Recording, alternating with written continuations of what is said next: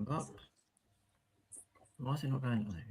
Welcome to episode 73 of the SNLF podcast, sponsored by New Style Apparel, the hottest clothing lines for the football casual. Head to newstyleapparel.uk for Noah's latest lines and creations. Those of you watching on Wednesday evening, I warn you, it might be a bit of a long show. And if you listen to the pod on Thursday, you'll understand why as we go through. No Mike this evening. He's rather indisposed, shall we say.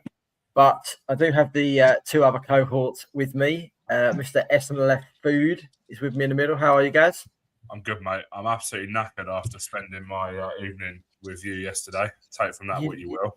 You love spending an evening with me. I did get him back after midnight though, so yeah, that is a little bit why. No, all good, mate. All good. All good. And up in the top right-hand corner, the Sussex stat man, Mr. Chris Pryor. How are you, mate? All good in the hood, mate. You?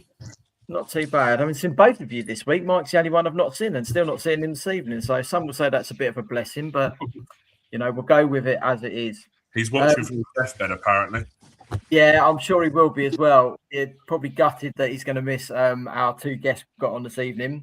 And I don't think we can call it anything other than the Champions podcast this evening, because we've been joined by Three Bridges manager and champion Jamie Crellin, and from Godalming Town, the champion Mo Sher. Gents, how are you both?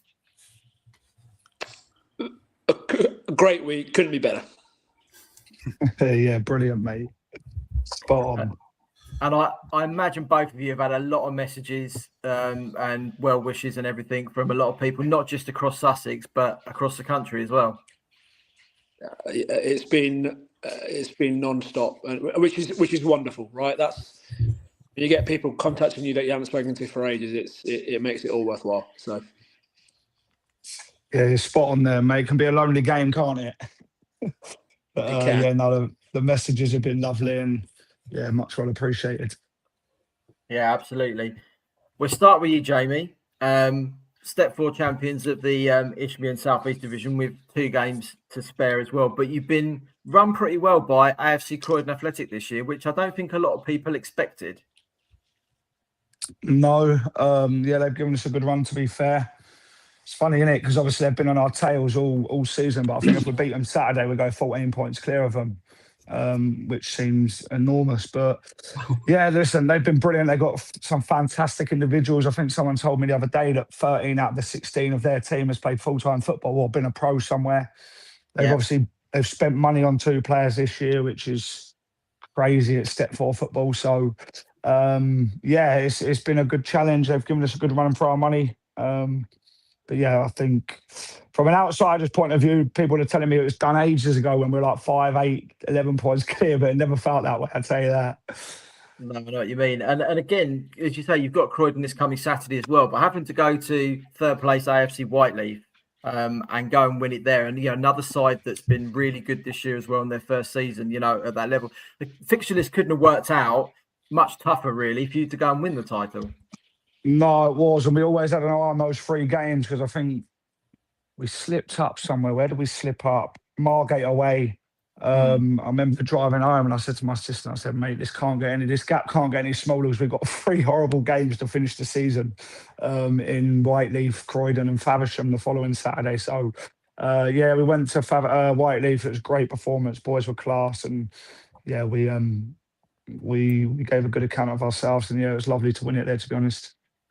Yeah, it's a shame, obviously, not to do it in front of your own fans, but obviously you'll get the trophy this weekend, which is probably even better. So that'll be a bit of a party atmosphere in that. You know, I've seen you twice this year. Couple of weeks ago against Sussex, and earlier on in the season against East Grinstead. And your goal scoring prowess is just something else. You know, 119, you know, in the league, but, and as Chris would know because he loves the stat, only Jersey Bulls have conceded less than you. So while you're banging them in at one end, you're stopping them at the other.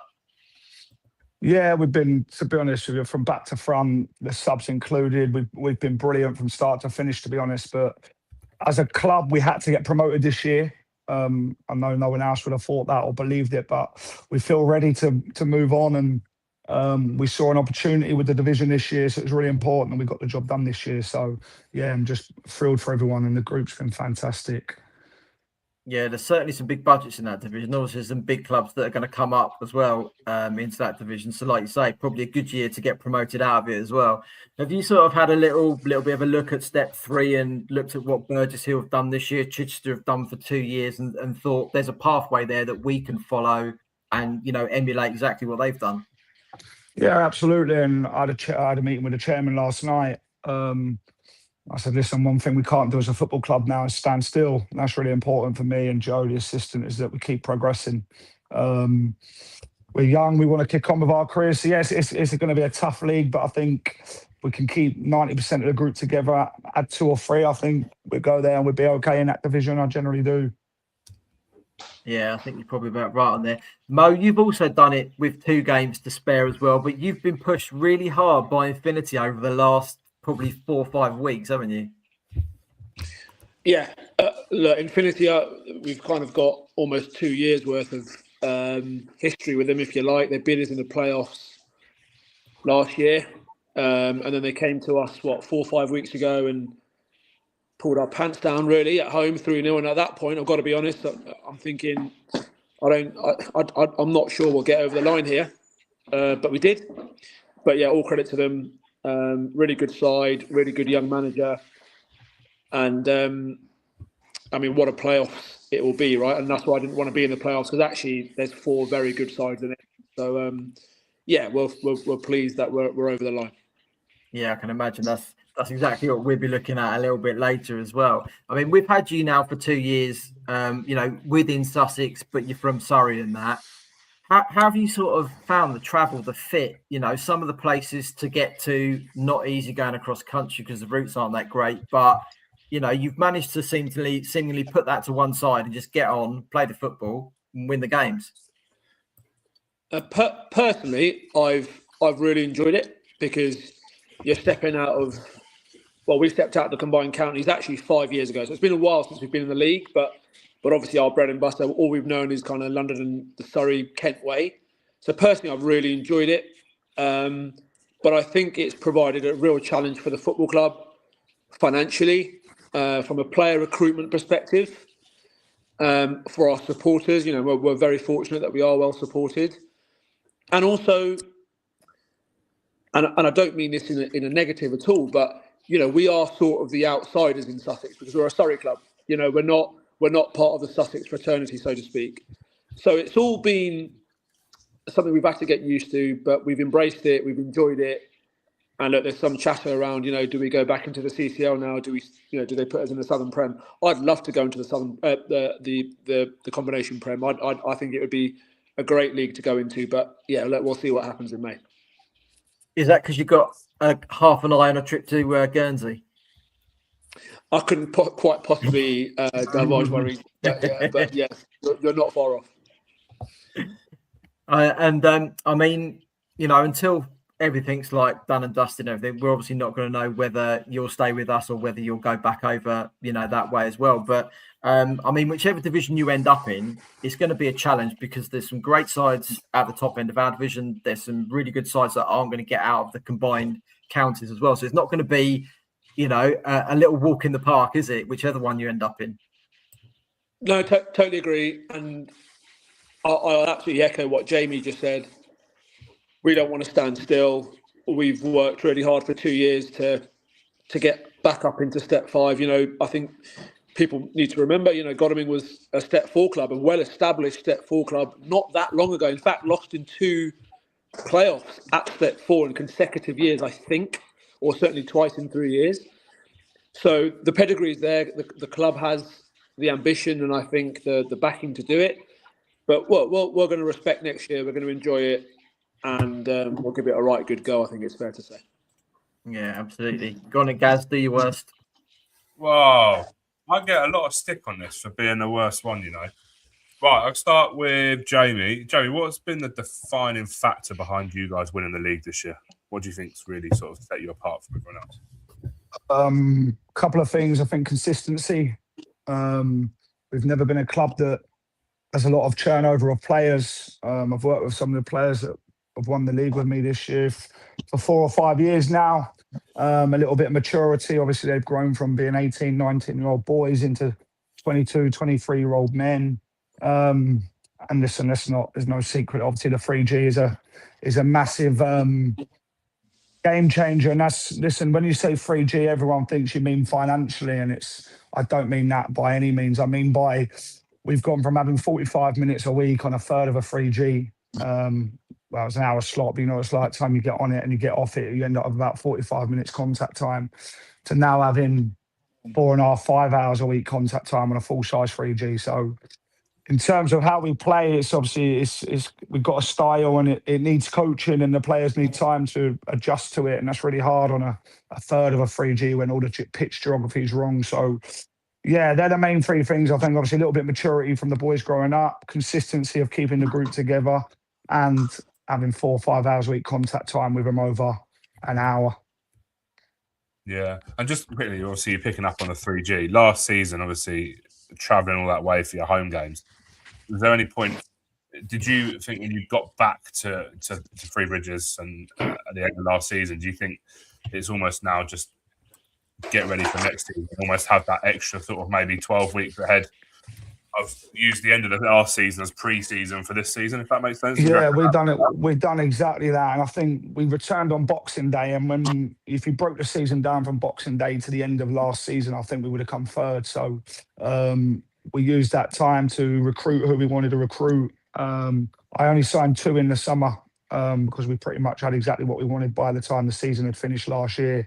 Everyone knew what the crack was for the following year, and we had that head start on everyone else this summer. We weren't looking around trying to find what we need. This is what we are. We've just had 6 months in the league. We've come third if we start from Boxing Day, so we knew we was in quite good stead, to be honest with you. So yeah, we did exactly that, to be honest with you.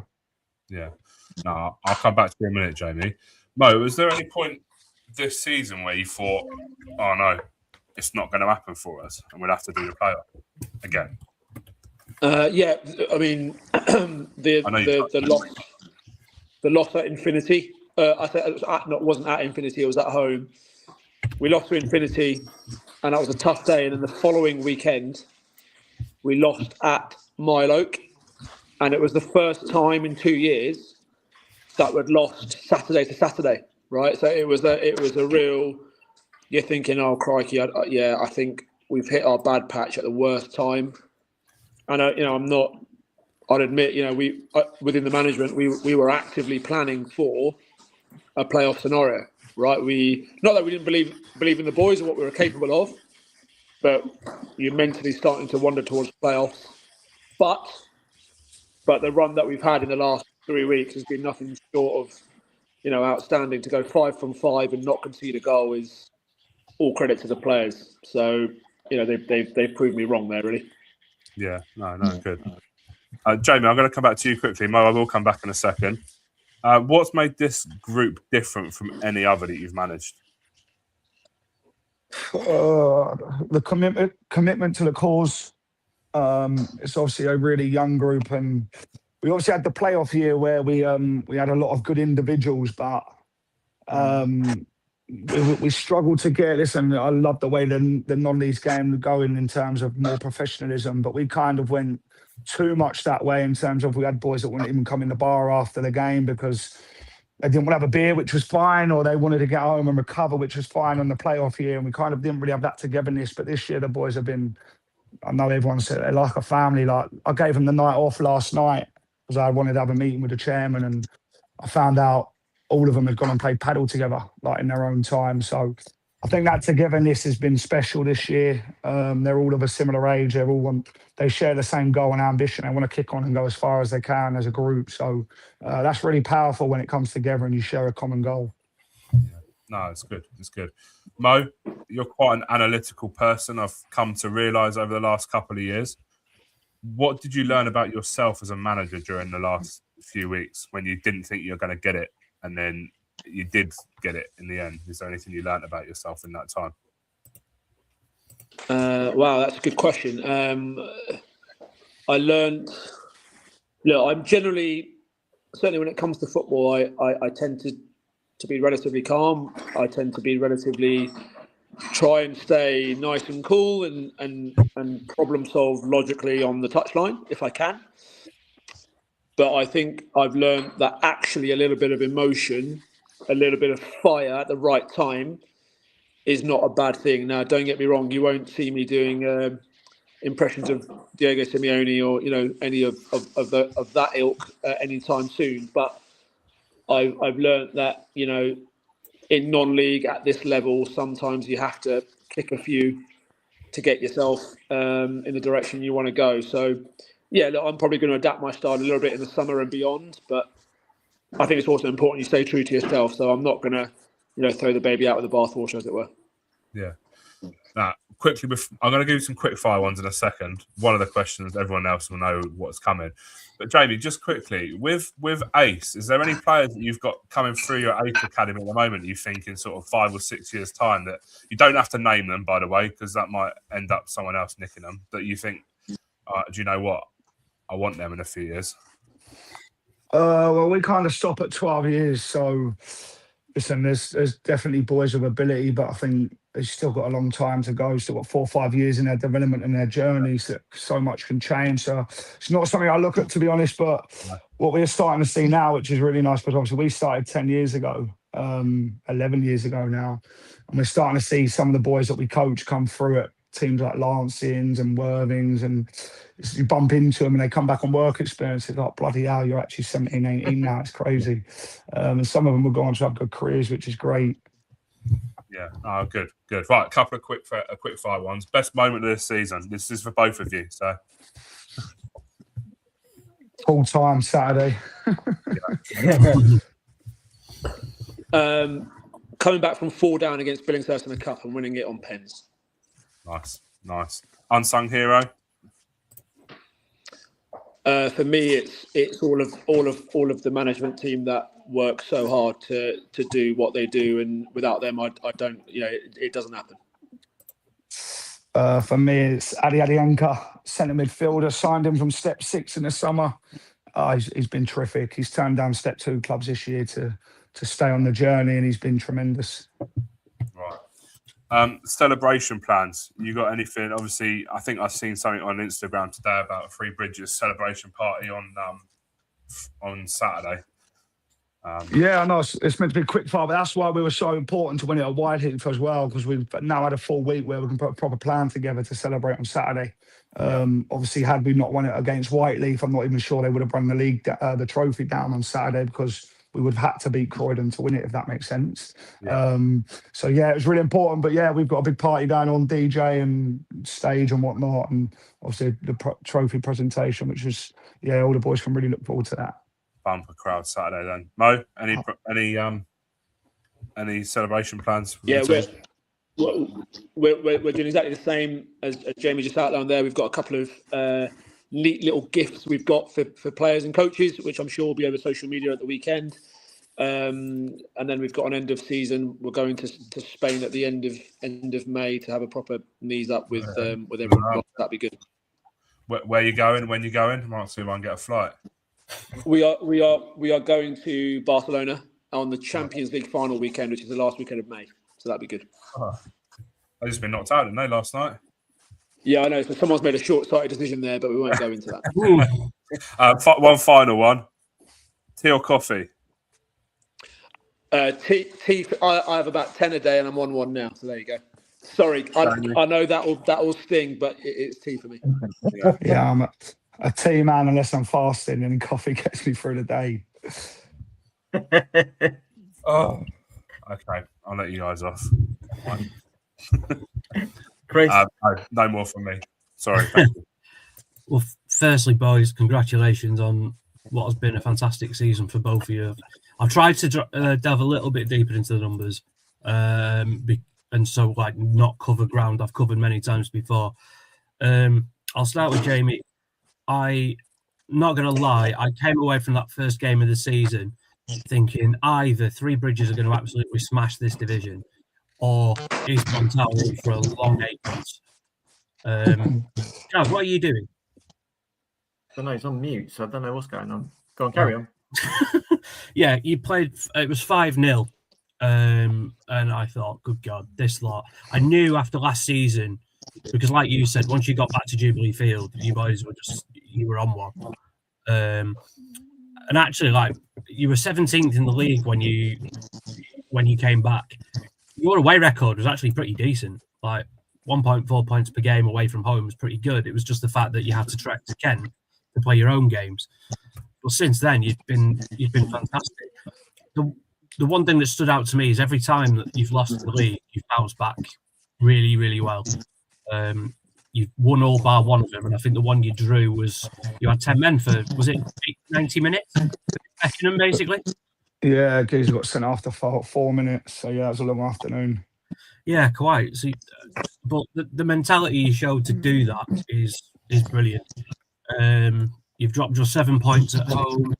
You've scored 4 or more 16 times, and considering you've done twice to Eastbourne Town, I'm glad that's a really high number. It's not just us your battery.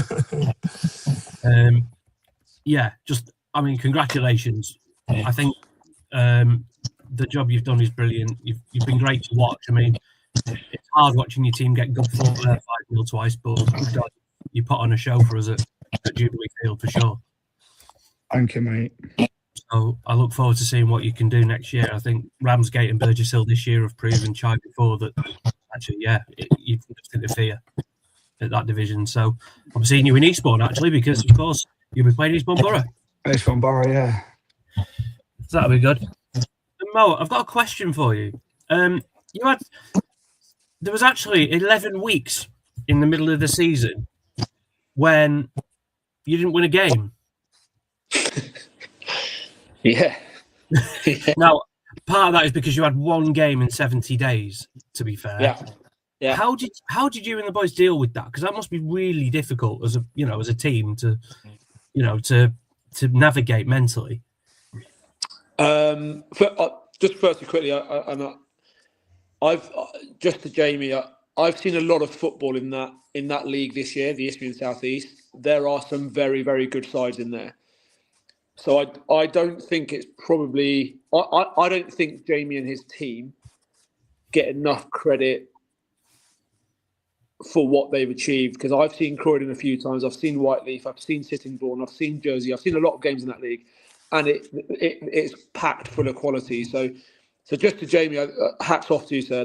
That's an incredible achievement. To score 119 goals in that league is some going. Right, and if we can score half of those next year, our scoring problems are well documented. We'll be delighted. So absolutely fair play to you, Jamie.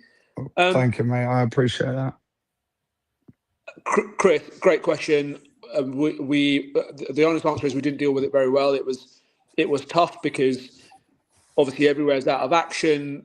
The players are human beings, right? They stay fit, but things fill your time. Other things fill your time when you're not at football. We all know that.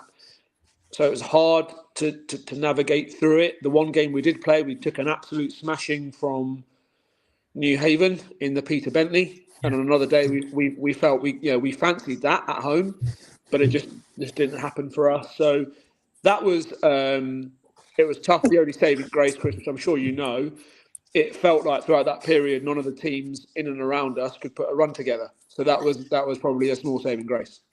Yeah, well, actually, on that, I did look at the amount of time you both have spent at the top of the tables this year, and for Godalming, it was like 210 days by the time the season ends, you'll have been top.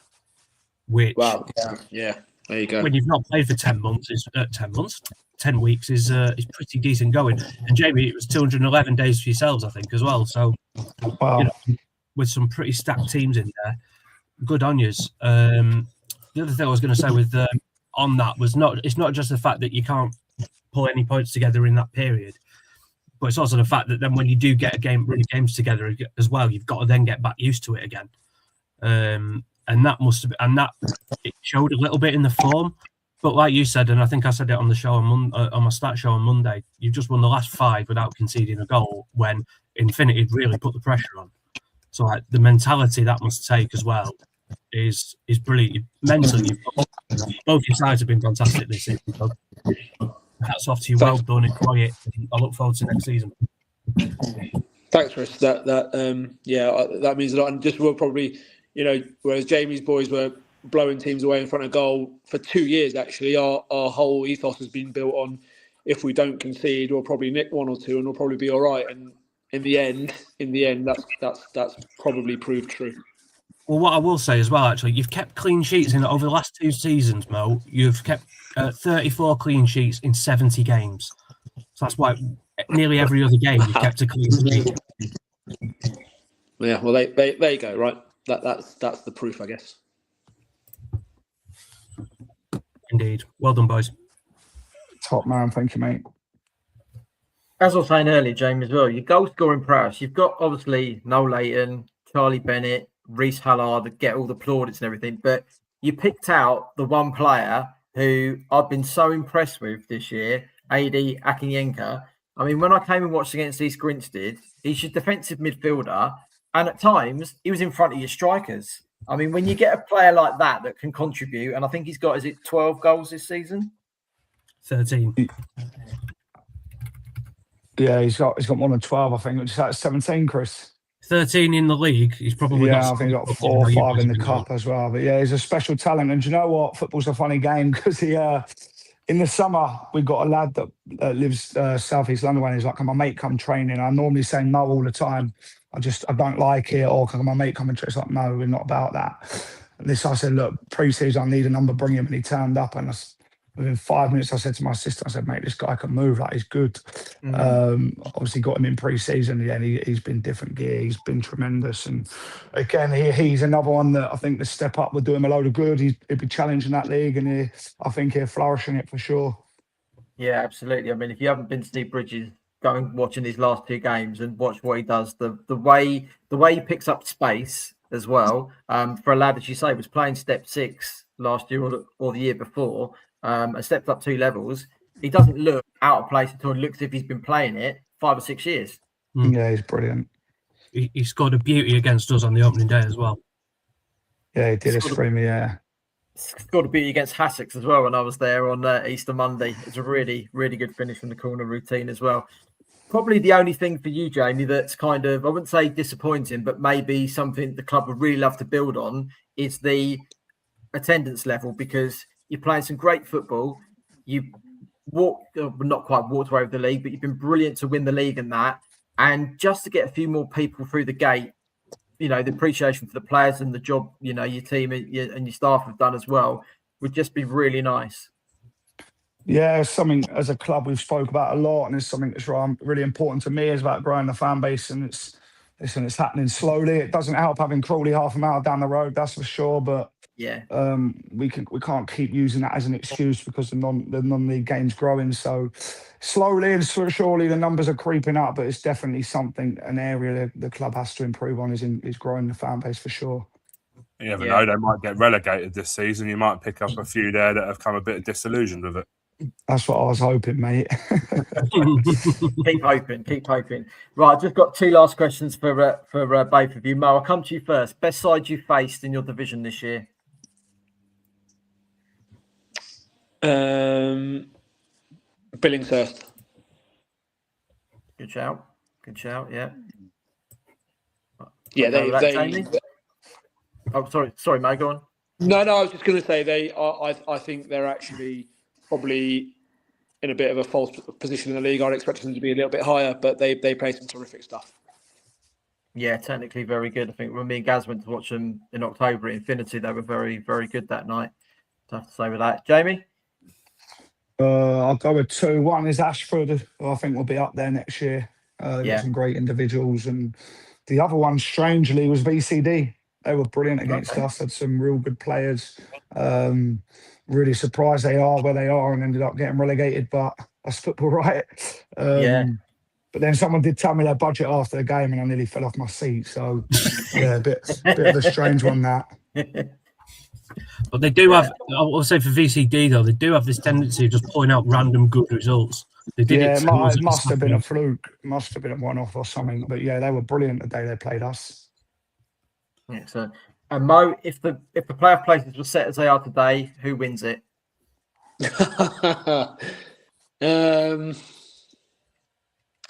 I'd love to see Dale do it as a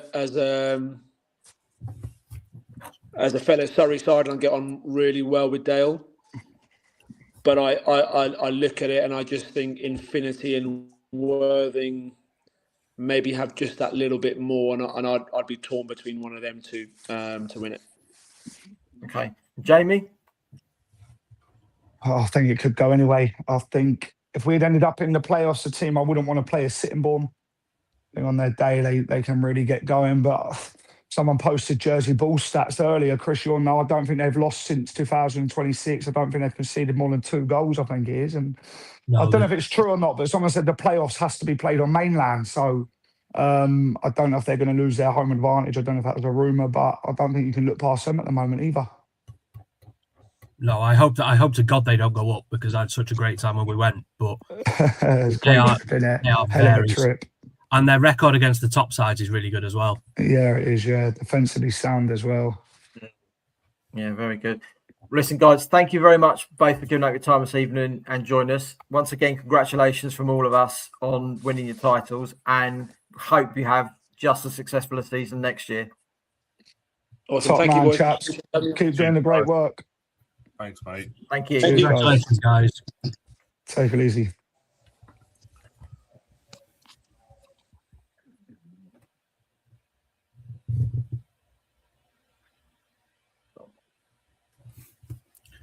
There you go. Alrighty. How about that? 2 great guys, both done well. Absolutely, yeah.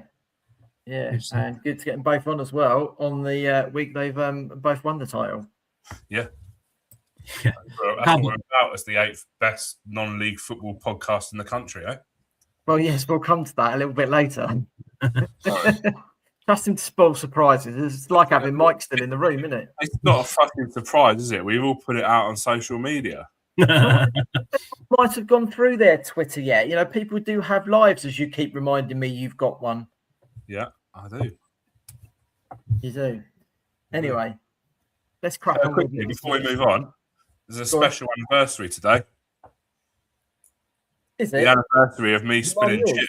It's the anniversary of me spinning my chips at Billingshurst last what a night. What a night that was.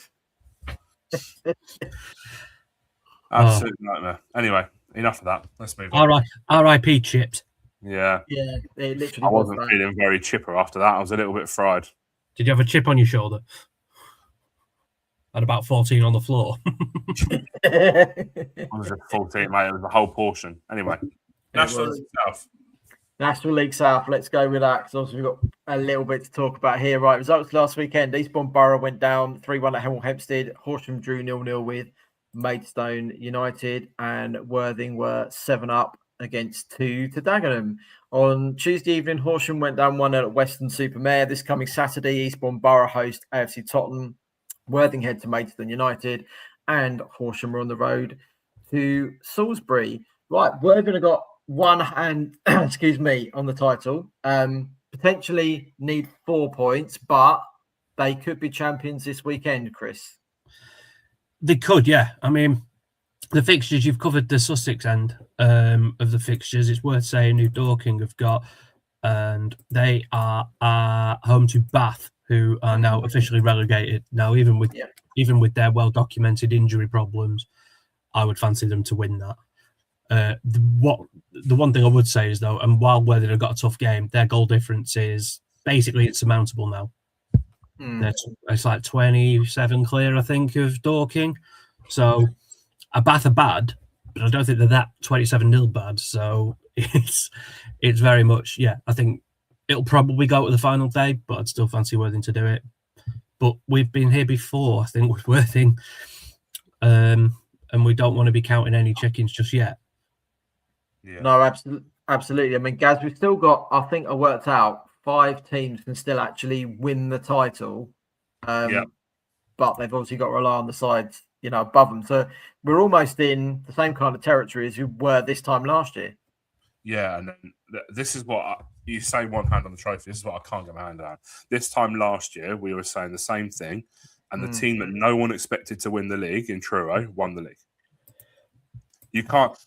That's 2 years in a row that this league has provide absolute blockbuster cinema, isn't it? Absolutely. The popcorn league, that's what I call it. The popcorn league, yeah, or the bag of Haribo league. Yeah, never know what you're going to get when you put your hand in the bag. I think I mean, last year you also had the dynamic with the derbies and the fixtures, because obviously Truro's derby was Torquay. They played each other on Easter Monday. It was Good Friday, wasn't it? Because that was when Worthing played Borough. Yeah. And obviously those four can't have had more than 2 points between.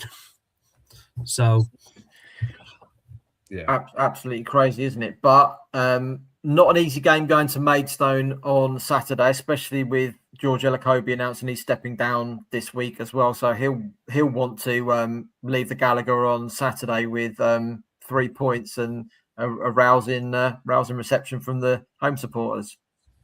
absolutely, yeah. And he's been there a long time. He's achieved a lot. I think you said they're constantly, but regularly in the top 7, aren't they? Yeah. That's some big shoes to fill for anyone that's potentially going in there next season. And they're not going to go out on a loss, are they? So no, and Maidstone still got playoff ambitions as well. They're only 3 points off the playoffs. If they win both their games as well, Worthing could potentially do them a favour on the final day at home to Ebbsfleet. Yeah, it is. It is going to be a really interesting pair of games for Worthing and for Maidstone for all the. I mean, didn't Maidstone get to the final last year as well? They're not Worthing out last year in the eliminators, 2-0 at Woodside. And I'm pretty confident they're not Borough out as well at Borough. That was on playoff final day. Yes, it did. Yeah, correct. Yeah, and then Boreham would beat them in the final at wherever they play, Meadow Park or whatever in it. So they've done well. I mean, Maidstone, I think I said on the show Monday, like they've only won 3 of the top 3 at home against the top 11. So they're good. They're better against the lower teams in a way that Worthing aren't. Worthing are actually better against the better sides, of which Maidstone are one. So, it's going to be. I can't split them actually. I mean, my model reckons it's going to be 1-1. It says Maidstone have got a 50% chance of winning. I don't see that. I think Worthing have got a better shout. They've got the momentum as well. So, yeah, watch this space. If it was on telly, I'd be turning it on for sure. I think there'll be a party atmosphere there on Saturday. Obviously, George Elokobi going. I think there's 605 Worthing fans going. Jeez. It'll be absolute party atmosphere.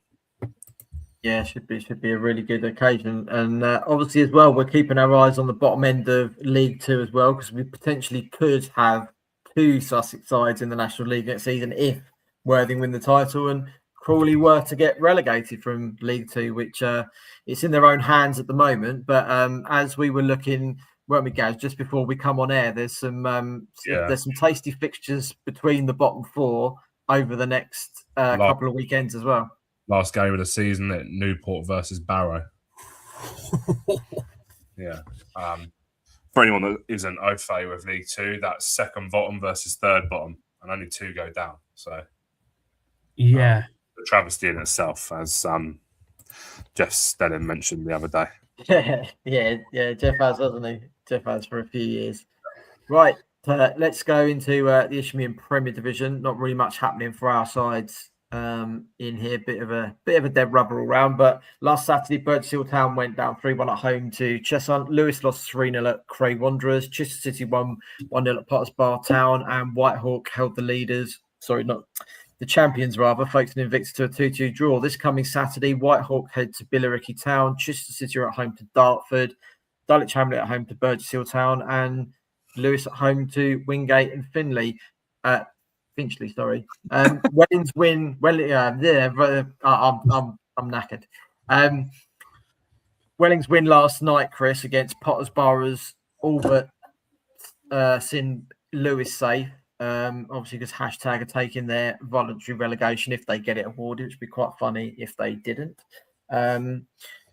Apart from that, there isn't a lot going on in the division. Chichester can dent Dartford's playoff hopes on the weekend, and that's pretty much about it. Yeah, it's been a bit like that most of the season. And to be fair, I say most of the season, certainly most of the last 6 weeks, it's been very much since Burgess Hill's playoff hopes came to an end. It has been a bit like that, hasn't it? I mean, I hope Burgess Hill, if their final away day of the season, away at Dulwich. It's not a bad way to finish the season, is it? No, it's not. Not at all. So that'll be quite nice. and hopefully a bit of a party atmosphere at Lewis as well.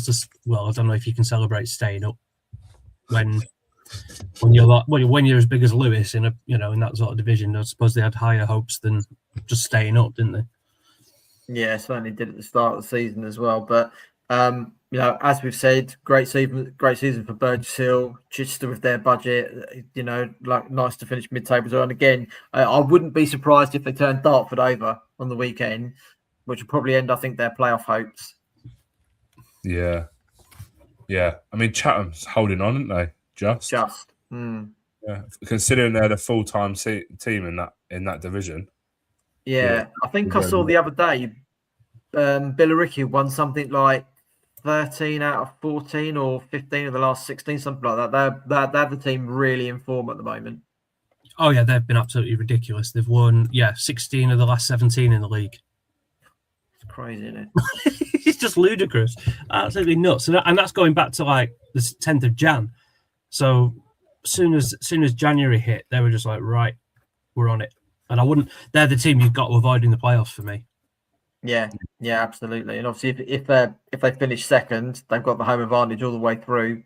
But it's Essex and Kent dominated in there. So hopefully next season with 6 clubs in it for us, we might do a bit better. What have Aveley got to do to stay in that National League South? Like, what do you mean? What they got to do? But I think every year they're up and down, haven't they? They just don't seem to be able to stabilise. I think it's budgets. They're not, but they aren't a huge club in terms of like Billericay, Folkestone, even Chatham. Again, they've got a good manager in there in Brett Munyard as well. Has done really well. They rebuilt in the summer, and I didn't have them anywhere near that top thing. But having watched them play this year, he's really got them firing well. They haven't fired as well the second half of this season as they did in the first half. But I think that first half as well really did as kind of set the tone for them. You say that, but they only won one of the first 4. Like it did. I think there was a bit of a bedding in period for them. But like you say, by the time you saw them away at Burgess Hill at Christmas, like they were fully flying. They were absolutely flying by that point. I think they'd gone some silly amount. Like I think they'd gone 16 unbeaten actually, if I'm not mistaken. And they're going at Liam Nash to their striking department as well, which is no mean feat, is it? So you can do something like that as well, mid-season, really can help. But fingers crossed our boys are a little bit closer to the top next year rather than we're gonna have a lot more Sussex interest in this league next year. Yeah, 6 teams next year. Yes, so it's rising. It's on the rise. Trevor was working that out on the way back last night, trying to keep me awake. Yeah, before we went through another country lane. More of that later. Right, let's get to the Isthmian South East Division and results on Saturday. Three Bridges won 2-0 at AFC Whiteleaf, which of course won them the title. Hastings United won 4-2 at Broadbridge Heath. Crowborough Athletic went down 4-1 at home to Deal. East Grinstead Town lost 2-0 at home to Faversham. Essex beat AFC Croydon Athletic by 3-1, and Eastbourne Town went down 1-0 at Herne Bay. This coming Saturday, Broadbridge Heath hosts Beckenham Town. Essex at home to Sittingbourne. Hastings at home to Herne Bay. East Grinstead head to Mersham. Sheppey United at home to Crowborough. Three Bridges at home to AFC Croydon Athletic. Chris, where are Eastbourne? I must have missed that one off. We lost 1-0 at Herne Bay, and at weekend we are away. Where are you this weekend? Oh, VCD. We're probably just alphabetical order missed off on that one. Yeah, you are. Yeah. That's why I've missed that one off. But there we go. So Eastbourne Town away at relegated VCD. Obviously, Three Bridges champions and well deserved, as we heard from Jamie earlier on in the pod as well. I mean, no one's got really close to them. Croydon have hung on to the coattails really, but fantastic achievement. As we said last year, though, if they'd have been home about a month or so earlier, they would have made the playoffs this year. They've gone one better. Well, the difference is before they went home, they'd played 7 home games, albeit in Kent. They only won 1. They got 4 points at home in those 7 games. So, and then when they got back home, they won over 8 of 14. So, like they nearly quadrupled their points output after going home. And I had them second this season, and admittedly, I was changing my mind after 90 minutes because they absolutely blew town out of the water that day. Yeah, they've been phenomenal, absolutely phenomenal. And they're also, we didn't even we didn't even mention to Jamie about the upcoming Sussex Senior Cup final, which because we don't know who they're playing and whether they are actually going to play on the 29th or not. Well, there is that. There's that. Interesting part. But yeah, they were on top for 200. Well, they were, by the time the season ends, because they're obviously guaranteed to finish out on top now, they'll have been top 211 days, which is pretty good. Is it? No, so you in with 210. Yeah, something like that. Yeah, it's both of them really similar. I mean, Bridges, they were not top for 7 weeks. The rest of it, they were top. Nice. Yeah, phenomenal, fantastic achievement. As we said Monday night, Chris, when we did the Statman show as well, the form Hassocks are in at the moment, massive, great chance of surviving relegation. Yeah, there is, and Crowborough can do them a huge favour if they pick up 3 points on Saturday away, because they're away at Sheppey, and Sheppey are in no sort of form. I mean, Town played them at the Saffrons a few weeks ago, and genuinely, they're one of the worst sides I've seen. It was 3-1, but it could have been more, should have been more. But it was more the fact that even simple tasks like a simple square pass across the back of your line, they were going straight out of play. And you're like, how are this lot?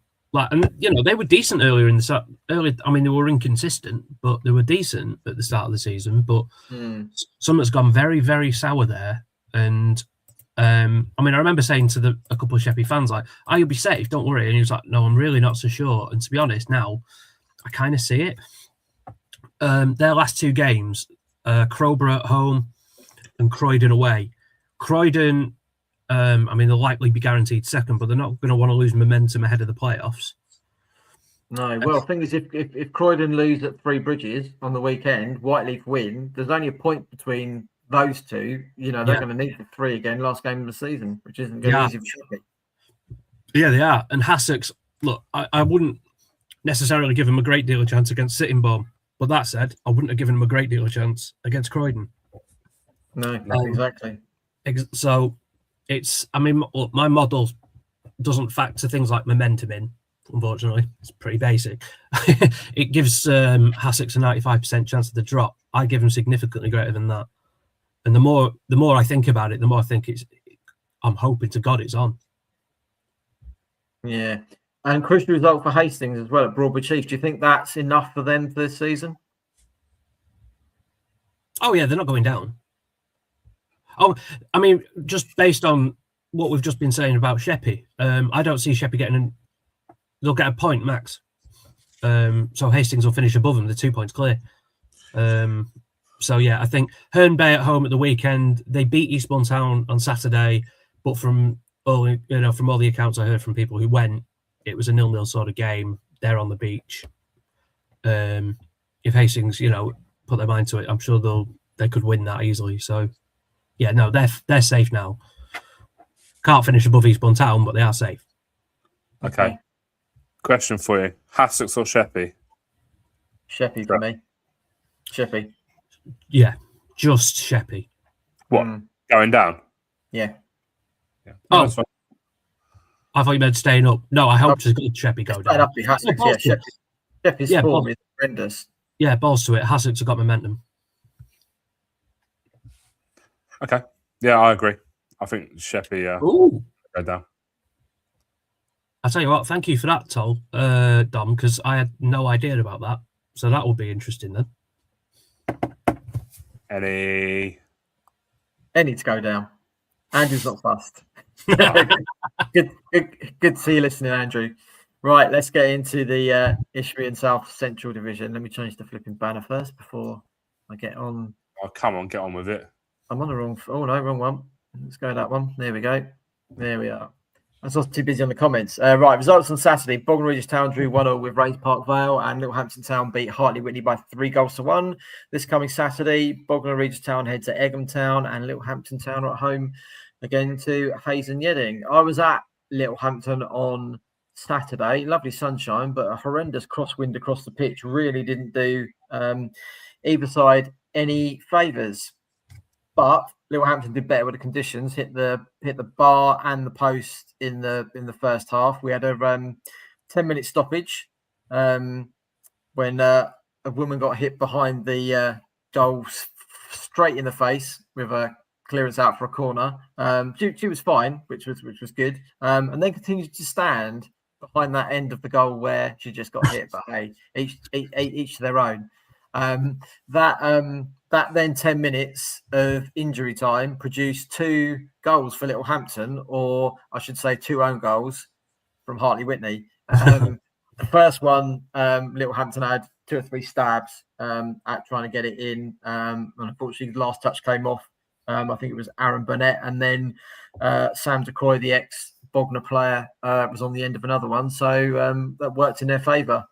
Hartley Whitney did get one back about, I think, 70 minutes in. The nice cold effort. Can't remember if it's Connor Lynch who got that one. But Littlehampton wrapped it up 4 minutes from time for a free header from Marcel Powell, which is 3 welcome points. And to be honest, Littlehampton were really good.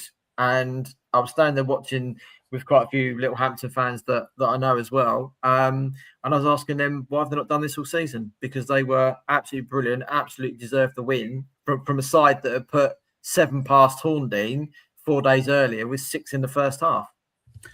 Yeah, although weirdly they'd lost to Fareham last night. Yes. So I don't know what's happening at Fareham. I mean, Littlehampton desperately needed that. I think.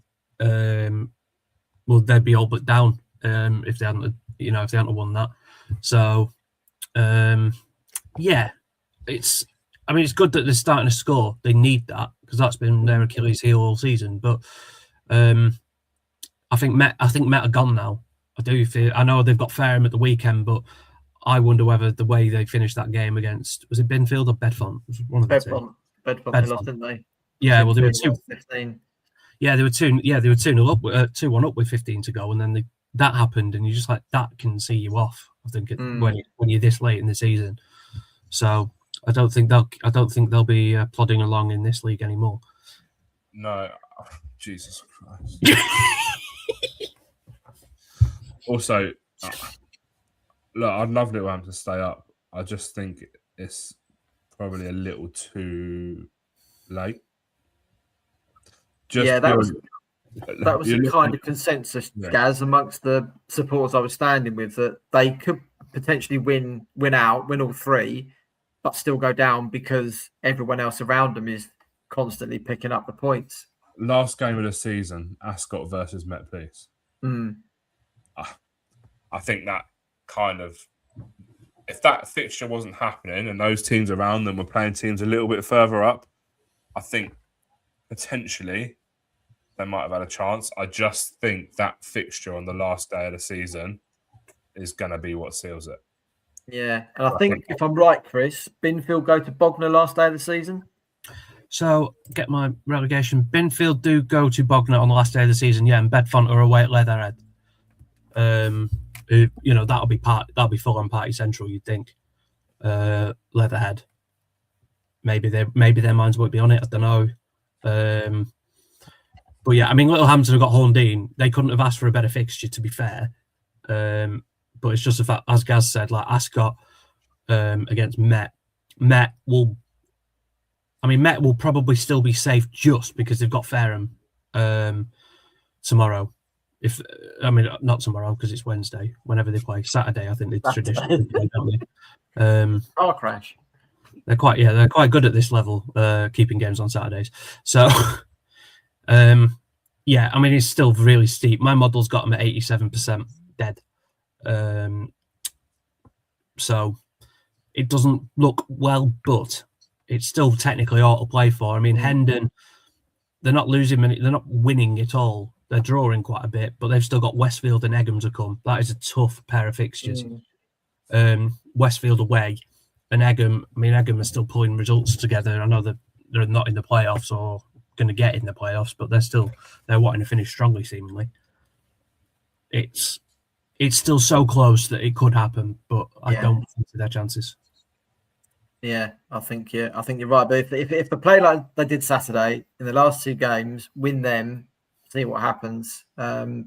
this Saturday is obviously more crucial. I think being a home game against a side that's got nothing left to play for, rather than going down to the final day. But if everyone else's results goes against them again this weekend, it might not absolutely matter. To give Golds fans some hope, though, what I said on the stat show on Monday, Hayes and Yedding are basically where they are in the table because they're home form. They're not particularly good on the road.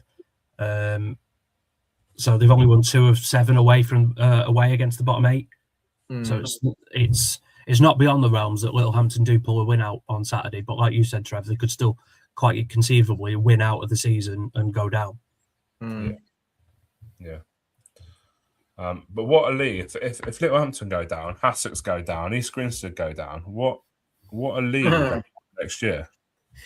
Well, all 3 should hit the county league. Well, I say the Southern combination, and then it becomes a question of who else goes where from there, because you've got Horndean and Ferrum will go straight to the Wessex, so that fills them up. And it depends really on what happens with Guernsey in the playoffs, where they end up. It depends whether they shunt Mose Godalming straight to the combined counties. They might take Lingfield instead. Then there'll be an imbalance somewhere else. So it will depend on really who's going to get the shift somewhere else. And it's more what's going to happen above them, probably around step 3, especially if hashtag are allowed their voluntary relegation, because Canvey have already gone down, which means 2 sides there are heading to the north. And you'd have Cray Valley and Potters Bar. So Potters Bar would go to the South Central maybe, but that's a bit of a push. They should really go to the north as well. They'll go Southern League, I think, would they not? Because they'll be right near. They could go Southern League Central. Yeah, because my mate lives in Beaconsfield, and I know that, or Beaconsfield, but it's Beaconsfield. And I don't, and Marlow and places like that. So that's probably where they'll end up, I would imagine. Yeah, potential's there. So it's more about what happens above them as to who's going to end up going where with that, more than anything else. The playoffs are the wild cards, aren't they? They're the real jokers. Yeah. That'll be where we start seeing things, how they drop. It'll change next weekend. It will change the weekend after, because someone's won a game, shunted up 4 places, and then it puts someone else's nose out of joint as well. So it's what we'll be keeping our eyes on in 2 weeks' time. See who goes where. Right. Into the Southern Combination Premier Division. And results on Saturday: Wick beat Guernsey by 4-3. AFC Vardinians beat Lingfield by 1-0. Shoreham went down 4-1 at Crawley Down Gatwick. Lancing won 2-1 at Forest Row. Pagham won by the same scoreline at Little Common. Bexhill United won 5-0 at Midhurst and Eastbourne. Horsham Wyam went down 3-2 at Peacehaven and Telscombe. Newhaven won 2-1 at Rothby. Hayward Heath Town beat Seaford Town by 3-1, and Stenning Town beat Eastbourne United by 3-0. Then on Tuesday evening, Midhurst and Eastbourne beat Guernsey by 3-0. This coming Saturday, Guernsey head to Pagham for a 2 p.m. kickoff. Vardinians host Seaford Town. Hayward Heath Town at home to Newhaven. Bexhill United travel to Horsham YM. Lancing at home to Lingfield. Midhurst and Eastbourne at home to Forest Row. Little Common go to Rothby. Shoreham at home to Eastbourne United. Stenning Town at home to Peacehaven and Telscombe. And Wick at home to Crawley Down Gatwick. Then on Wednesday evening, it's the Sussex FARUR Charity Cup final at Lancing. Hayward Heath Town at home to Worthing United. Gaz, you and I were at Midhurst and Eastbourne against Guernsey on Day evening. Yeah. Good, weren't they? They were. They were good. Game, to be fair. Midhurst were decent. Guernsey, not so great, but they only had 3 subs. That's 3 away games on the trot as well. Saturday, Tuesday, Saturday. All within sort of 20 miles of each other. Not even close to Gatwick. They're all sort of, and they're Wick, Midhurst, and Pagham. Yeah, and also with the Marathi Cup going on at the same time, they're not a full strength either, are they? No. I haven't seen Guernsey yet this year. No, first time for me. And based on that performance, I'd question how the bloody hell they are where they are. And that's not a disrespect. That's not me disrespecting Guernsey. I just didn't think they performed particularly well last night. They played some really good football without anything sort of lacking. Goalkeeper let them down a little bit. It reminded me, Chris, of a early 2000s, late 1990s Fabian Barthez. Really, Yes. he just seemed to get caught in no man's land quite a lot. Yeah, he's a bit unorthodox, wasn't he? Yeah, I mean, they could. To be fair, 3-0 was the scoreline, but it could well have been 3-4. 4-4. Like, it could have been that the Midhurst goalkeeper had an absolute blinder. We actually gave him man of the match. Yeah, I saw you gave him man of the match. Yeah, he probably made 7 or 8 incredible saves. There was one save that he made that he had absolutely no right to get to. Thoroughly deserved man of the match. Trevor, I don't know whether you agree, but also what they're doing down at Midhurst, the ground itself looked really good. Should know because I was there till about 1:45 looking at it. Yeah, but no, absolutely shout out to Midhurst. They played really well. I got to say, the game could have been 4-4. It wasn't. It was 3-0. Hence the reason a goalkeeper got man of the match. It's not very often you see a goalkeeper get a man of the match, to be fair. No, it's not at all. I think that's a really good point. And I mean, that is Guernsey all over, isn't it? I mean, it's well documented that they're just mad as a box of frogs. I mean, there's been 195 goals in their games this season. So their management team must be getting fucking neck ache just walking. Over 5.4 goals a game. Their games have had this season. It's nuts. I mean, if the squad depth is anything to go by, then that's probably, it's not exactly a whether they, it's not exactly a warning of how they're going to do in the playoffs necessarily, because you'd like to think they'll have players bad by that point. But and they are much better at home. They had a really good away record, but it's kind of going off the rails a bit now. But I don't blame them though. It's a late night, isn't it? Like, it's a long day. You fly over, you play your game. I did find out they do stay. They stayed last night near Gatwick and then went back this morning. And then they've all got to go to work today and then rinse and repeat on Saturday. Rinse and repeat last Saturday. It's going to start taking its toll, right? And don't forget as well, they tried playing that game a few weeks ago and nearly actually played it. And it got abandoned late doors when they were 4-1 up. Yeah. So. Yeah. But I mean, letter of law, it's 75 minutes, I think, isn't it? Or 70 minutes, and it was under that. So. Yeah, of course. No, I'm not calling. I'm certainly not insinuating any foul play or anything like that. It's unfortunate. But obviously, like, Midhurst caught the worst end of that because someone got injured really badly. So. Yeah. But no, they're building something good next year. This is what I was saying a minute ago about Littlehampton, Hassets, East Grinstead. There's some teams in that division that I know have got massive plans for next season. So you add those to it. This league next season, I'm going to say, will be as good as the National League South has been this season and the last season. Yeah, it's got potential, hasn't it? But yeah, we had a really good night last night, didn't we? Shout out to Tom for his hospitality. To be fair, everywhere I've been this season has been really fantastic. Everyone's looked after us wherever we went, and obviously we've known Connor for a couple of years with his time at Petersfield as well. I seem to be their lucky omen. They've scored 4, 4 and 3 and won all 3 games when I've been. So I believe Tom's putting a season ticket in the post. I'm not sure I can commit to every week because I think I've got the same commitment to 2 or 3 other clubs where I seem to turn up and they win. So, but I hadn't been to the Rotherfield for I think 6 or 7 years. It was the last time I went. The last time I went there, they still had a cricket square in the middle, which is no longer. It's nicely fenced in. There's a double turnstile in. They got planning permission for a 2-story clubhouse that's going to sit behind the goal as well, which will house the changing rooms and a new tea bar. Obviously, the facilities they got at the moment, that bit will disappear. They've got plans for other bits and pieces to go in as well. So there's certainly a lot happening there. Yeah. Will that necessitate them moving grounds for a season or? No. Okay, cool. That's good then. No, not as far as I know. Anyway, Tom didn't mention anything of that. So yeah, heck of a lot going on at Midhurst, and certainly a lot different from the last time I went as well.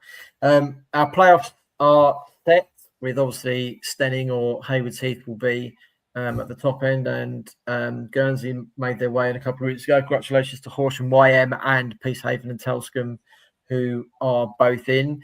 As it stands at the moment, if I'm right, Chris, Stenning need 4 points for the title, but obviously could win it this weekend if Haywards Heath fail to beat New Haven. Yes. Yeah, that's exactly right. Yeah, 4 points will do it. And technically Lancing are down, although they can match Lingfield's point tally, but they need a swing of about 20-something goals, I think. I worked it out as. Yeah, 27. Yeah, so that's...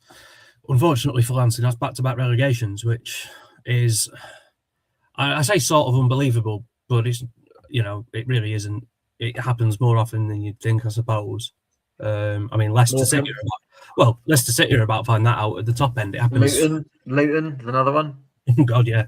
Well, Blackpool. I've seen Blackpool, didn't they? Back to back. probably. I think they did, yeah, when they went out of the Premier League, yeah. Well, yeah, so I mean, commiserations to the people of Lancing and Martin Gander and everyone at the club. Obviously, it's this season. They've been, good shout, Don. That's another one. Yeah. Annoyingly, I think their last point of the last season was against Eastbourne Town, and I made their logo with the because it's got a boat in the middle of it. So I did an image with the Zeebrugge ferry in it, and then they proceeded to get a point at the Saffrons. So I won't be doing that again. Didn't you do it for Eastbourne Borough? Maybe. I've seen something like that. I'm not sure if you put it out, but I'll throw you under a bus now. That's for throwing me under the bus and saying it was my microphone earlier. And it was actually yours. I never. What was I going to say? Lancing, yeah. I mean, what can you say? I mean, they've picked up a bit of form of late, but I think it's just too little, too late. You go on long losing streaks like that, conceding that many goals, it's gonna come and get you, isn't it? Again, whoever doesn't come up from Division 1 as well is going to be some big teams and big performances, I think, in that division next year as well. There's a go. So let's go into Southern Combination Division 1. Results on Saturday: Arundel went down 2-1 at AFC Wolverhampton. Billingshurst beat Dorking Wanderers B 3-0. Infinity drew 3-3 with AFC Uckfield Town. Selsey won 2-0 at Jarvis Brook. Godalming Town won by a goal to Loxford, which of course handed them the title, as we heard from Mo earlier. Reigate Priory beat Milo by 2-0. Ringmore AFC beat Copthorne 4-1. Salton United beat East Preston 3-1, and Worthing United beat Oakwood by 5-0. Then on Tuesday evening, Billingshurst won 4-0 at AFC Uckfield Town. Arundel beat Loxford by 1-0. Reigate Priory beat Copthorne 11-0, so that's well into Mike's sacking territory. This coming Saturday, AFC Uckfield Town host Dorking Wanderers B. AFC Wolverhampton is at home to Saltdean. Arundel host Oakwood. Billingshurst head to Copthorne. Worthing United are at East Preston. Godalming Town at home to Jarvis Brook. Infinity host Ringmore AFC. Reigate Priory head to Loxford, and Milo at home to Selsey. Then, as we mentioned earlier on Wednesday, the Sussex FARUR Charity Cup final, Worthing United play Haywards Heath Town at Lancing. Just to come in, Billingshurst actually host Copthorne. Oh, do they? Has it changed? I think it's definitely a home game for Billingshurst, I think. I haven't had a look on full time because obviously I know the midweek games are the only ones that normally they used to chuck them in without anyone's prior knowledge, and that's so I hadn't checked the Saturdays. Yeah, no, it's definitely Billingshurst at home. There we go. Thank you very much for the correction. As obviously we heard from Mo earlier, Godalming were the champions of that division, which we thought they were going to do it a heck of a lot earlier, but as we said, Infinity did push them all the way, and Worthing United at times as well. Now, the playoffs in this division are not set at the moment. Not even one club's actually qualified for the playoffs because they can all be caught. So what's going to happen over the next 2 weekends? I'll be honest with you, I think the top three, Infinity, Worthing United and Reigate, are set. Yeah. I don't think they'll change. Yeah. And I'm going to upset some people at Arundel, but I think Billingshurst will get that last spot. And Arundel might miss out. Yeah, I think the fixtures here are key. with only 2 games left, and Billingshurst have got they've got Copthorne next, which it could would be nice for them, and then they've got Saltdean away. Now Hill Park's not going to be an easy place to go, and Saltdean have been very good of late. But ultimately, Billingshurst will have something on the line, and Saltdean won't. Which, make of that what you will. Arundel, by the way, finish. They've got Oakwood at home on Saturday, and then they go to Jarvis Brook, who similarly won't be fighting for an awful lot. But Oakwood are still trying to stay up. So that, and it sounds like from what I heard of the game against Loxwood last night, that Arundel were, Loxwood were unlucky to come away with a loss. I think it's a fair summation of it. I don't know, Gaz. Did you go or did you? No, he seems as with we've me, already wasn't he? established, You're not I'm going Just weren't you? Sorry, mate. No, but Mate, I mean, Mike? has your brother said a great deal, or he didn't play. he didn't play? No.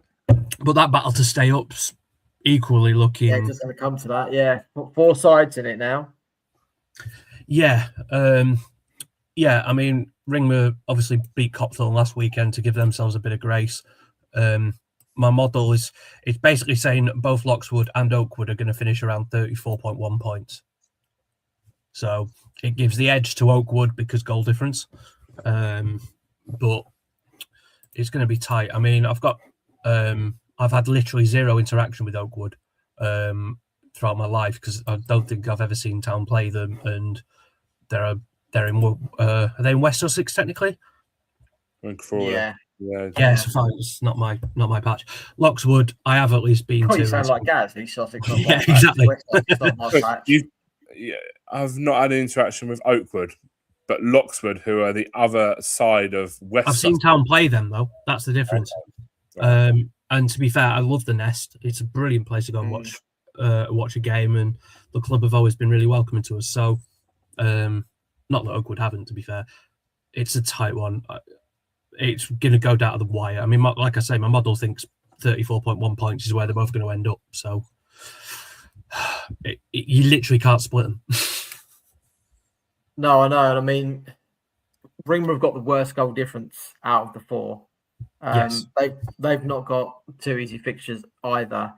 And the real difficult part is 2 getting relegated or 3 getting relegated, because when we looked at the projections the other day for that division, the side finishing 3rd bottom is staying up, and there's still a gap for someone else. So how on earth that works, I've got absolutely no clue, because there should be an even amount of teams all the way through this pyramid, bar I think the Skeffel had 19 teams this year, which is reverting to 20 next year. But step 6, there should be all the gaps filled. So I don't know why they've got 1 team missing out of there. It just seemed a bit odd. Yeah, it is a bit weird. I mean, I'm looking at the projections again now, just to see what whether anything's changed. And I'm not to say that they're wrong, but Crowhurst are in it. So yeah, I saw that as well. Yeah. Right. So the thing is, as well, as we saw last year with Copthorne, right? Things can happen after the season's finished, and you just don't that we don't really know of at the moment. Last game of the season, right? Ringmer travel to Walcountians.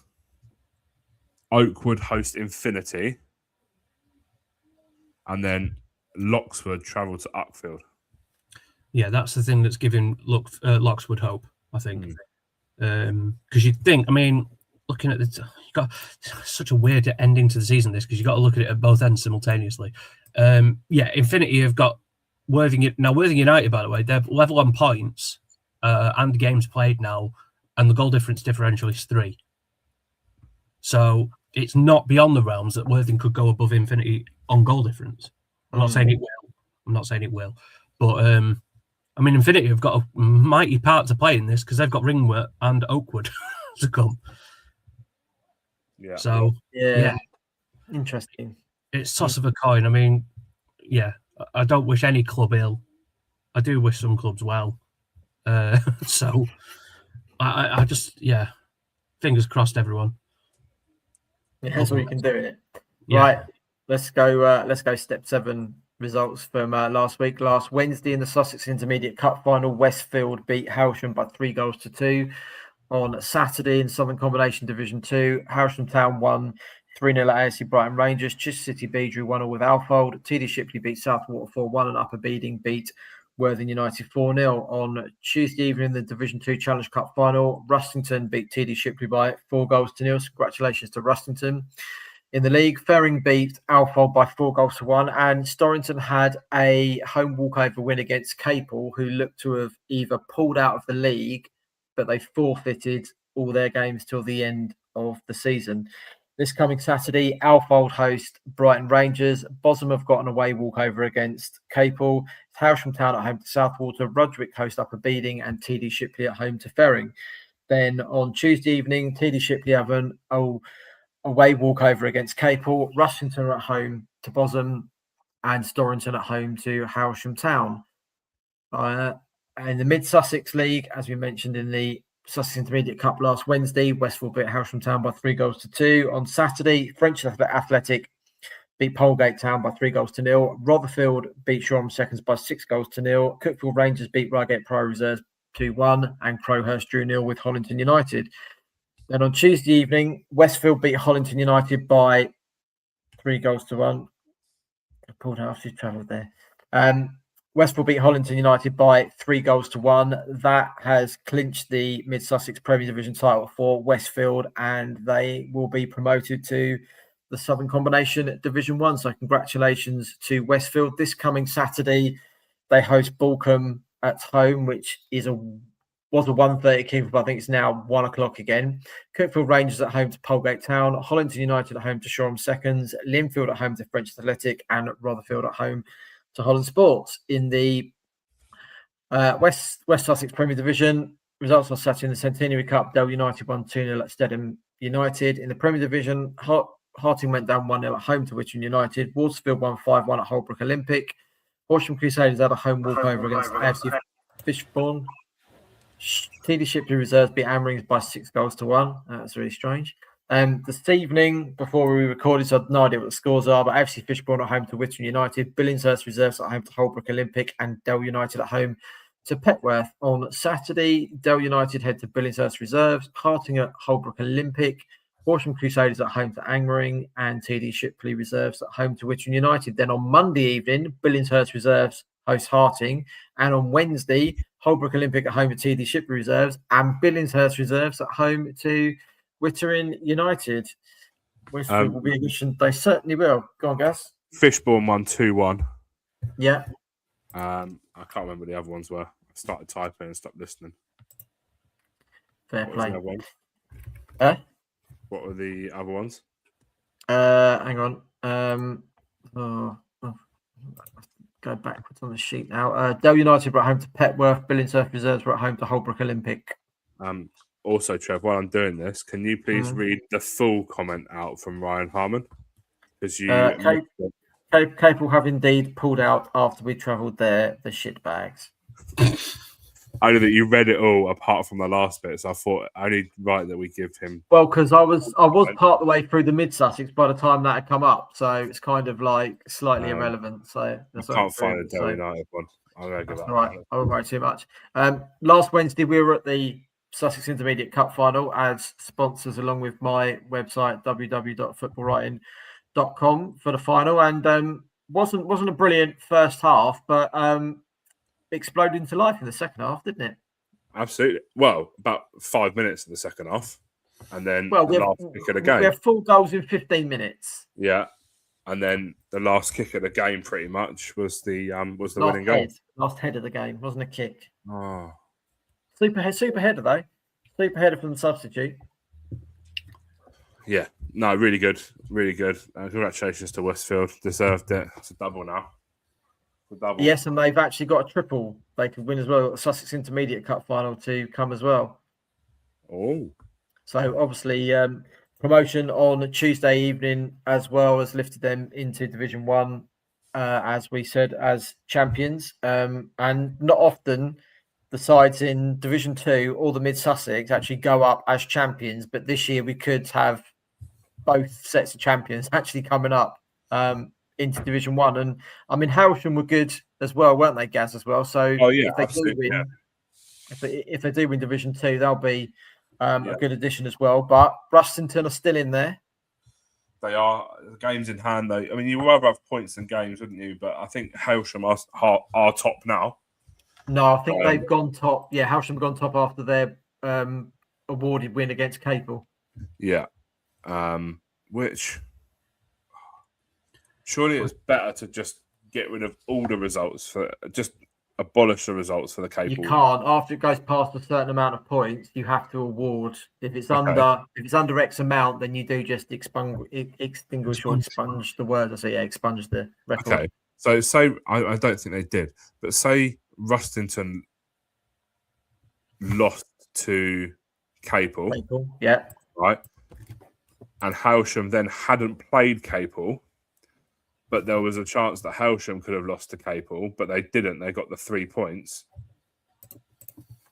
How pissed off would you be if you're Rustington? Well, back in 1989? During the war? Yeah, 1988-89, when Newport County didn't see out the season in the what's now the National League.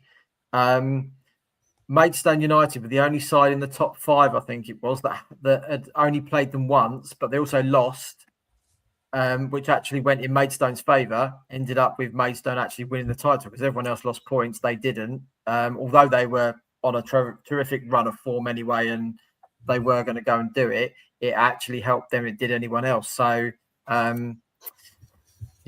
is the right answer? Rustington have withdrawn their application, apparently. There you go. There's an interesting one this evening. Wow. I mean, I'm just looking at the table now. I mean, Hailsham, all of their remaining, I think they've got 4 games left. 3 of them are away. You'd think, oh, that's not ideal. They've won 9 and drawn 2 away and lost none. So looks like the stringers are well set, particularly if Rustington have withdrawn their application. Well, the thing is, you can withdraw your intent. You can't withdraw your application because you've already paid for it. Either way, so you can withdraw your intent to go up. But there we go. So Westfield with us next season, and potentially Hailsham back. It's a fancy.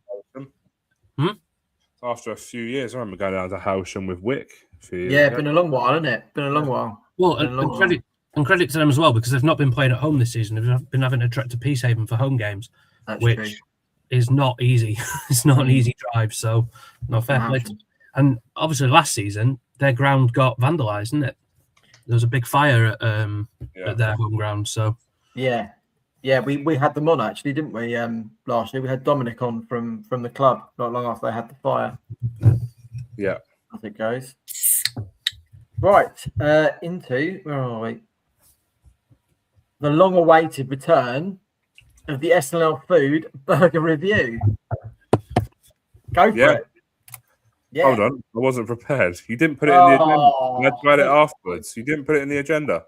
Well, no, because but you then put your burger up, and that reminded me that we needed to do one because you haven't done one for so long, which is why it wasn't in the agenda. It's actually not that far. It's not been that long. The beginning of March was the last one. Feels like it's been like 84 years, a bit like the Titanic going down. But hang on, beginning of March was still 6 weeks ago. Back off, Chris. Right, let's break it down. Soft bat, not quite ELB, but toasted. Who for? Who? Where are we? Yeah, Midhurst. One. Sorry. Soft bat, not entry level. It wasn't an ELB. There was no seeds on it. It wasn't a flour bap either. It was almost a little bit like the Warburton sliced. Yes. It was a little bit like that. And it was toasted, but it had to be toasted, right? And let me explain why.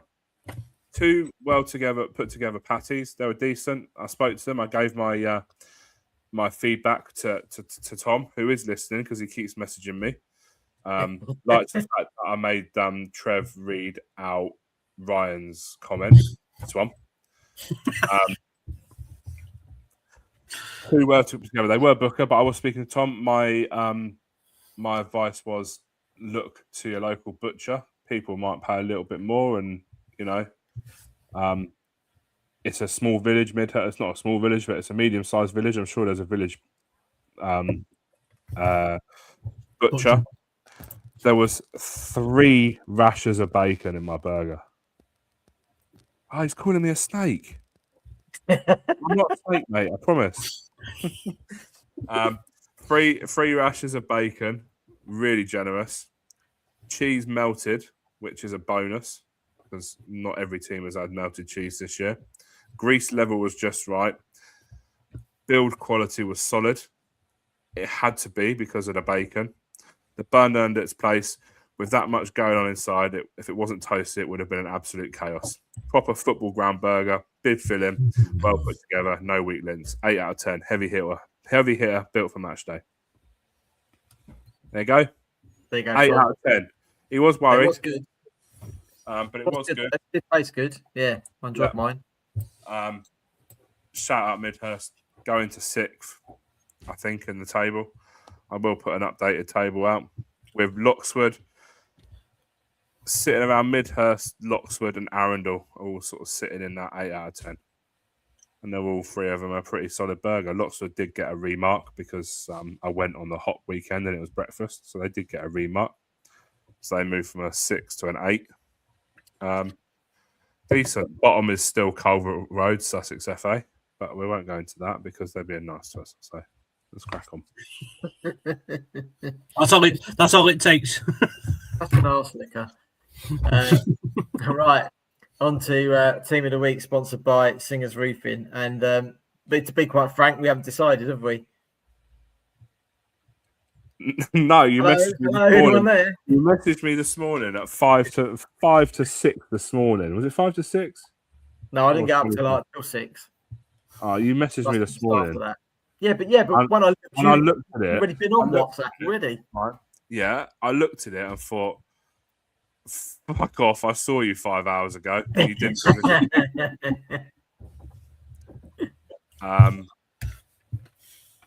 Nah. Keep it on the socials. We'll sort it out. Yeah. I don't even know. I mean, we discussed between Three Bridges and Godalming, but I don't know. The only thing that causes us a problem is that we can give it to them joint, but then when we do the poll, it then causes a problem. Because Twitter can only do 4. Twitter can only do 4, and I'm like thinking, do I take someone out for a week and just not have 1 week without it? But you can't do that because it's 4 weeks. So, but we'll find a way around it. I have thought of something that might work, but we'll sort that out. Just keep an eye on the socials for that one. Right. Any shout outs? Yeah. Hold on. You do. Hold on. I got one. I just got to find it. My prep. Tell me it's not Capel.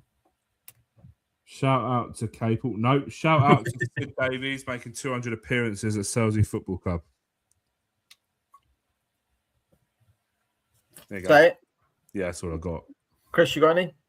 Nothing for me today. All right, I've got a few.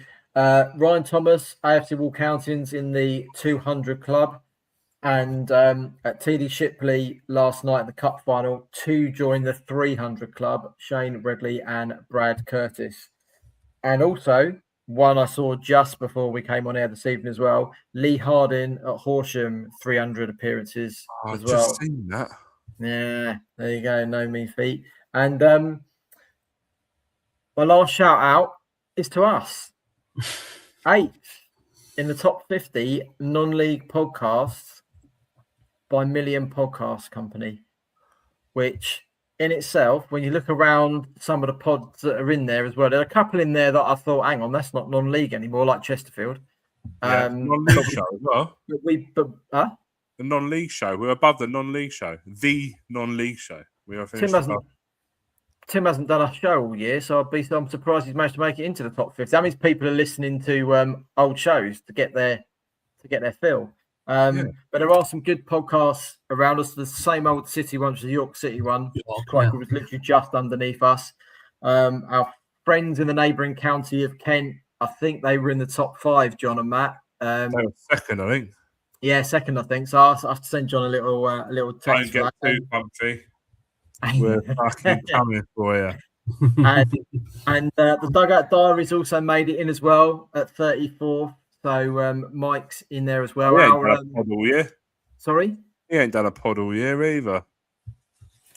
He did one I'm in only December. joking. He did one with us, didn't he? That's why. Exactly. That's Everyone's why. everyone's listening to that one. That's what's got him in there. Yeah. So, I mean, the podcast that was first is the National Obsession, which is a talk sport podcast. Wow. Okay. yeah, you're going to get more listeners, aren't you? Hosting that one. Chesterfield. He's been Football League for a while, but yeah. Yeah. Only 2 years. Oh, yeah, that's it. Yeah. I accidentally pulled up to their ground the Saturday before Christmas, and they were, I think they had Aldershot or something. I was driving home for Christmas trying to be clever, avoiding Sheffield. So I thought, I'll go through Chesterfield and cut up that way. And my kids needed a WAS. So I thought, yeah, there's a big Tesco there. We'll go there. And it's I right started next to Tesco, isn't it? Yeah, right next to it. Everyone in blue and white scarves. I was like, oh, no. It's a cracking ground, though. It's a cracking ground. I've been there twice. Well, it's better than Saltergate, because I've seen City at Saltergate, and that was a dumb. So, have you contacted your friends at Bees Pod? No, but I did see they were in there as well. Huh? They're 10th. Yeah, I saw they were underneath us. Yeah. It's unfortunate. Yeah, no. So so we're really chuffed with that. Puts us as the #1 podcast in Sussex, I believe. Who knows? Yeah. Can't quantify it, but we'll take it. Won't we? Yep. Excellent stuff. Right. Just before we get to you're welcome, Donna. It was a good burger. 8 out of 10. Sorry, she just commented on Instagram. So Donna is is a secretary at Midhurst, but also is in the tea bar cooking the burgers. So, but apparently the players get a cracking curry as well, aren't they? That curry smelled lovely. It looked good as well. Yeah. I was almost a bit jealous. I might even have got a 10 out of 10 if I got some curry last night as well. You know what to do next time, Tom. He'll be up again on Saturday. He's ain't got anything else to do. There's a Sussex blackmail burger going on. Yeah. Well, saying that, Stenning tried that earlier in the season, and he said no favouritism. Now he's mellowed as the season's gone on, isn't it? He's getting towards the end. It's like anything goes now. He'll take a hash brown on Saturday in one. Ooh. Anyway, just before we get to the what to as well, I was going to bring up a little debate for us to have. Those of you that read my site, www.footballwriting.com, shut up. I put a post out on Monday, so I was having a chat with Lee Baldwin at Wick over the weekend, and that was after Tony and Chenzo had put a tweet out about bringing back reserve team football. So we were, I say discussing the merits of reserve team football against under 23s. We weren't of the opinion that 23s football is actually bringing anything to the game in terms of helping players through the pathway, because most of them play on a Wednesday, Thursday, Friday evening. A lot of them don't want to play Saturday. They just want to play on that particular 23s game. And then when the first team is short, they actually haven't got any players to call upon, which used to be how reserve team football worked. But I also put in that post as well that obviously when you've got no reserve team football on a Saturday afternoon at home, you've then got space in there, which I think has opened up the ground sharing to levels where you wouldn't have seen it if we still have reserve team football going through. But when you speak to any of the old pros that came through YTS, Apprentice, whatever they had in those days as it moved, they went 18s to the reserves. They played with a lot of older players that not only taught them about the game, but it was the experience of having them talking alongside them and how to conduct themselves as well within a game.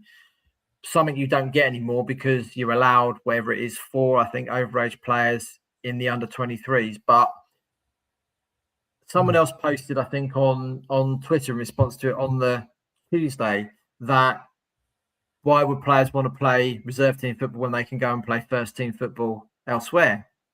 Which, yeah, I completely understand that. There's enough clubs for you to be able to go and do that. And we see that ourselves, how many players move around all the way through. But if that reserve football was there in between, and you then have got an allegiance to the club rather than going and playing here because you can actually make your way through, especially as a young player as well. When you look at a lot of the players that leave the academies in the Premier League clubs, less than 1% in an academy actually make a Premier League appearance. And when they get released, when they're 21, 22, 23, they're also on silly money that when they drop into League 1 and 2 in the National League and they're told how much they're going to get, they're like, what? And most of them drop out of the game. So what is the answer? And chuck your points in the comments because we'd like to hear from everybody that's out there as well. Is 23 still the way to go? Or is it going back to reserve football in a proper reserve league that give not just the young players the experience, but the players that are coming back from injury have actually got the opportunity to play 90 minutes? Yeah, against like for like people, because just shucking them into the 23s, it's probably not what anybody wants. I don't think. Like you want to be up against, men, don't you? Ideally, if you're coming back from an injury like that, particularly if it's a big one, and it takes you a while to get up to speed. Yeah, it feels like the right thing to do would be to have reserves. I don't know how would you say this plays in with dual reg, or do you think the two are completely unrelated?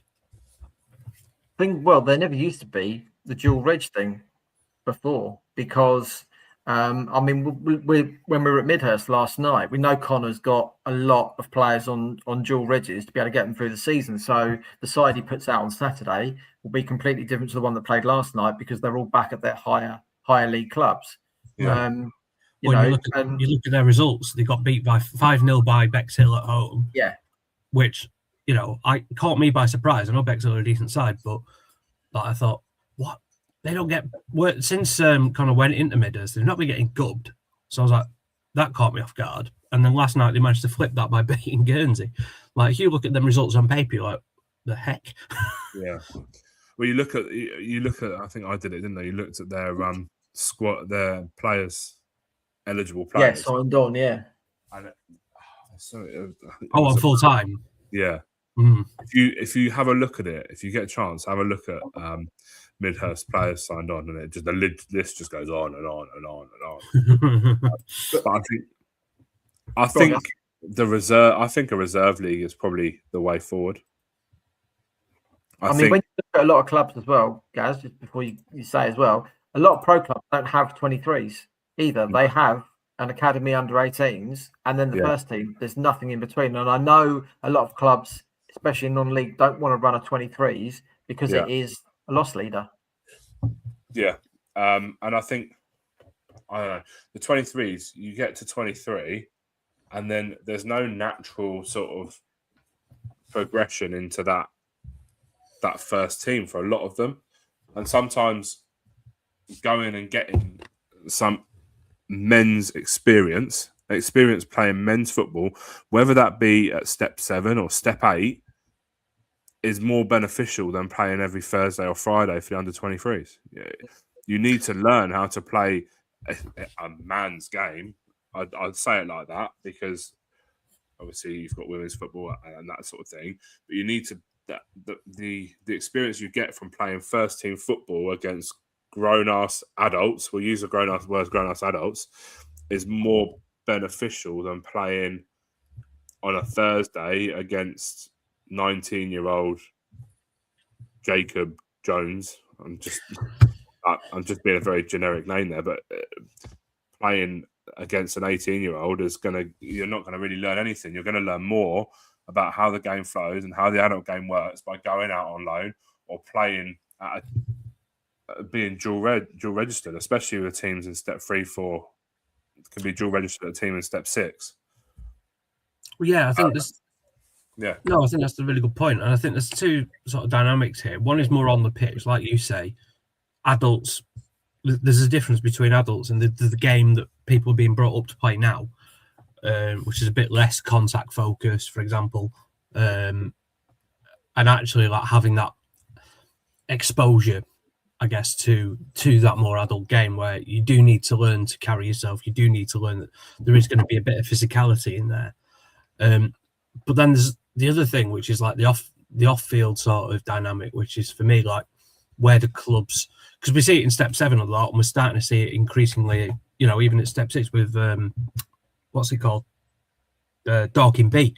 You've got Dorking B, you've got Chichester reserves, you've got so Chai B are coming, trying to get up into step 6 as well, aren't they? Like Dorking, and whereas is that would that sort of thing be knocked on the head by having a reserve league? I mean, I think if you do it as well, though, I mean, I haven't said the 23s could work, but you've got to have it on a Saturday afternoon, not on a Thursday evening, not on a Friday. It's like when I was chatting to Lee, if they wanted a first team player to get minutes, they're training on a Thursday. If it's a Friday night game, they're then asking a player to go and play on a Friday, whether it's 20 minutes, half an hour to get to fitness. Excuse me. And then they need him again on the Saturday because there isn't a pool of players, because there isn't a reserve side of age that's able to step in. It's equivalent. Yeah. And we've got, again, like as you said, mentioned with Dorking Wanderers B, you've got reserve sides that are in a National League pyramid where clubs are trying to win promotion or not get relegated, and potentially getting thumped by a reserve side because those players are of a decent level that should be playing 2 levels higher because they're within a club that is 2 levels higher. And then you're going down because you've been thumped by that side and potentially maybe played them on a Tuesday night when they can field a few first teamers against the side that plays them on a Saturday and loses by 4 goals less. You go down by that 4 goals. It's like, where's the right and wrong with that kind of thing? Or equally with Dorking B, we see it every couple of seasons, don't we? They start off horribly because it's a new cohort. They're also young. They're still learning to play with each other. So I think Dorking Wanderers B is a completely different kettle of fish to under 23 squad. Reserve team, only because the under 20 the B team is effectively the end of their sort of academy process. And how many, if you look back over the last few years, how many of those players that have played for Dorking Wanderers B have then gone on to feature in the Dorking Wanderers for Mark White? I would guess you could probably count on both hands how many players have made a first team appearance. Because the gap is a bit too big.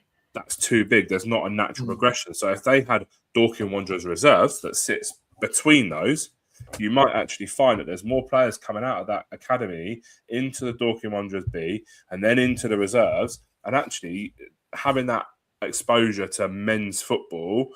Yes, it's great while you're 18, 19, but then it stops. And where do they end up? Like, more often than not, they don't necessarily end up in the first team.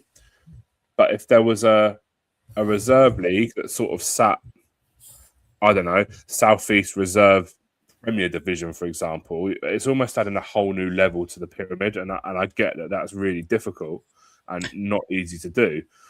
But having a reserve league that sits as the Southeast, and you get, I don't know, you get Worthing reserves playing Dorking reserves, and you get your big clubs that sit around that offers that sort of half step in from like your intermediate football, which I suppose is senior football, isn't it, for Dorking Wanderers B? But that sort of level, that next step up, that next level of coaching, to get it into a step 3, step 2, and even a step 1 side. I don't know if that makes sense, but I get it. I agree, and I think the key with it as well, guys, is it being on a Saturday afternoon as well, rather than XYZ sharing with so and so. Because while financially that may be good, it doesn't help that club that's in there if they've got no full progression plan to ever go anywhere, and you're almost denying players the opportunity to play for your club. The other thing I think as well, we'll use Dorking as an example because it's a really good one, because they've got the academy, but that stops at step 6, right? You have that intermediate level where it offers the top performers at that step 6 side a chance to go into the fringes of a reserve side. But then you've also got for Dorking, who have got 12 or 14 injured players, it offers them the opportunity coming back to play 2 or 3 games for the reserves. And then the experience that, I don't know, Jacob Jones is going to get from playing in that reserve league with the likes of Alfie Rutherford and Jason Pryor and that sort of thing, who might only play 2 or 3 games, but for that 22-year-old who is still on his journey to become your Alfie Rutherford or your Jason Pryor, that could be invaluable. Yeah, can't buy experience, can you? No, simple as that. It's got to be earned. Yeah, but there we go. Anyway, go and read it on my site. Only costs you 75p to go and read it. Don't have to pay for anything else. Don't have to subscribe for a whole month. You can just go and read that piece. Chuck your thoughts in the comments. Jump on our X thread. Jump on mine at TrevK37. Let me know what you think. There's no right or wrong reason to it. It's about trying to find out what we think works, what can work, and what cannot work. 23s may well work, but you're then limiting it at 23. So you're actually probably hampering rather than helping, I think, as we go. But hey, there we go. Right, where are we all off to at the weekend? Well, annoyingly, not football. I've got a darts catch up with some uni mates up in London. It's been in the calendar for ages, so shout out Tom and Joe if you're watching. But we were at a uni in Sheffield. I think now we live in Eastbourne, Solihull, and Beaconsfield. So every now and then we just meet. Yeah, not easy. The service station. That's the one. Yeah, he lives in the service station, right above the Spoons. No, in the travel lodge. Yeah. so yeah, we'll be meeting there, and then so yes, no football for me on Tuesday though. Is it Tuesday? No, yeah. Wednesday next week. Different story. Where are you going? Me and all you reprobates, aren't I? Oh, are you? You getting a train over? No, I'll probably drive, to be fair, but not sure how viable it is getting a train back from Lansing. Yeah, park at the doctor's surgery over the road. Yeah. Thank you. Let's go. Gav, going there on Saturday? I haven't had a look. Possibly. I'll be honest with you, I might be really predictable. But I might go Arundel if I've got time. I thought you'd like designs on Wick. Or Wick, yeah. I'm open. I just think there might be more. There's more riding on the Arundel versus Oakwood game than there might be on the Wick game. But also, shout out Stenning Town, who have announced that this weekend is pay what you want, and all proceeds. I'm going to read it. Just going to read the statement quickly because you put it in the group just before we go. On Saturday, we're not charging people to come into the ground for our final home game of the season against Peacehaven and Telscombe FC. Instead, we will pay what you want on the gate, which will be split 50-50 between the club and Worthing Hospital. Why Worthing Hospital? Well, we have chosen Worthing Hospital because our wonderful clubhouse manager, Michelle, was unfortunately diagnosed with lymphoma back in November 2025. The hospital provided a fantastic dedicated service to her, which she has resulted in getting her all clear from her cancer in recent weeks. Now, I did actually know that she wasn't very well, but I hadn't heard that she got the all clear made up for you, Michelle. Were all clear in recent weeks. Much relief of everyone at the club. That said, you would never have known she was ill during the time, as she continued to be a very present member of the clubhouse team, as well as supporting from the sidelines at home and away games for both men and the women's first team, as well as both her children's home and away games in the youth section. Michelle said, I can't speak highly enough of Worthing Hospital. The speed at which I was diagnosed, treated, and was so reassuring. The care I was given throughout and the aftercare I'm still getting from everyone involved has been amazing. I couldn't thank them enough. As a club, we're grateful to Worthing Hospital for helping Michelle to get to this stage of recovery, so delighted to be able to make a donation to support them at the end of the season. Please come along and show your support for the hospital, the club, the team. Let's make it another great afternoon. Shout out to the girl that makes the #1 burger in Sussex football, in my opinion. I'll tell you what. Pay what you want, and yeah. That's incredible, and the game itself should be an absolute belter as well. Yeah, important. Stenning are obviously going for the title. It's their last home game on the title stretch. You never know; they might actually seal it. on the day. Peacehaven and no mugs either, so that's going to be great entertainment. Yeah, and it couldn't be for a better cause. So absolutely, and free entry at Wick for their home game, their last home game of the season as well. So yeah, spirit a loose end on a bit of football for nothing. plenty of Absolutely. And well, yeah, and if you're a bit more over this way, so to speak, I know Hassocks are definitely after a big gate on the weekend for their survival battle. Hassocks is probably closer to us than it is for you, Chris. I say, yeah, maybe. I don't. Well, it depends where you guys live, but it's only like half an hour, 40 minutes from me, so it's not about 25 for me. Oh, okay, cool. An hour for me. Yeah. But it's right on that border, East Sussex, West Sussex, isn't it? So yeah. It is. It is. I might go to Met Police. I was umming and ahhing between them and Westfield. Depends on whether Westfield won it on Tuesday night. And as they have, there's nothing riding on the game. So I've got to go to a game that's got something on it. Otherwise, that's the Sussex Westfield. Yes, the Sussex Westfield. Yes. Well, the other Westfield have got nothing riding on it because they're in the playoff places. I hope they get promoted so I don't have to cover them. Westfield. You're gonna love it, aren't you?